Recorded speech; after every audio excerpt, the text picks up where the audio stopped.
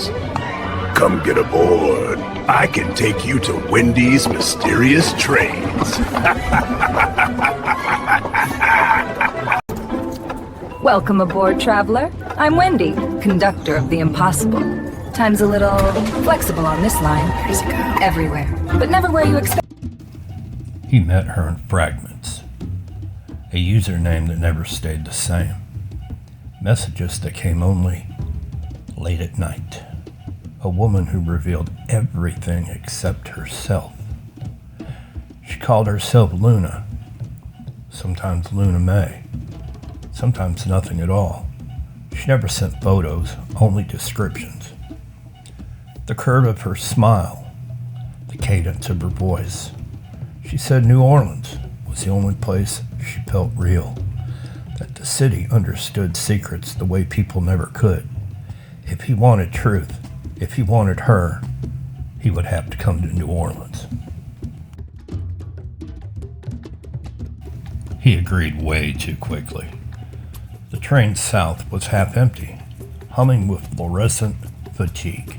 Somewhere past Mobile, a woman sat beside him without asking. She wore plain clothes, unremarkable, the kind of face that slipped from memory the moment you looked away. She smiled politely, said nothing at first. Hours passed. She asked where he was headed. New Orleans. Proud of it, as if the destination belonged to him. Her eyes lingered on his face just a second too long. They talked, mostly about nothing, about travel, about how strange it was to trust someone you had never even met. She laughed softly when he mentioned a woman waiting for him, said the internet made liars of everyone eventually. When he grew tired, when the rhythm of the rails softened his caution, she placed a hand lightly on his arm. You should rest, she said. You got a big day tomorrow. He never even noticed when the conversation stopped being casual and started becoming a test.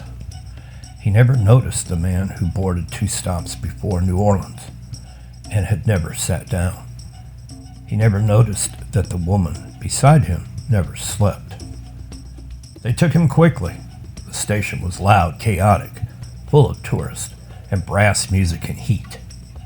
He had just stepped off the train when hands closed around his arms, efficient and silent, a cloth pressed to his mouth. The world tilted, narrowed, it went dark. When he woke, there was no windows. The building had once been something else. A boarding house maybe, a place forgotten by maps. In the Voodoo Quarter, history didn't disappear, it only fermented. The walls were thick, sweating with age. Candles burned low, their smoke clinging to symbols carved deep into the plaster. The woman stood across from him now, no longer pretending. You stole from the wrong man, she said calmly. He tried to deny it, tried to explain that it had been years ago, that the money was gone, that he'd been desperate. She listened with professional patience, as if his words were merely sounds to endure. They waited, she said, longer than you thought.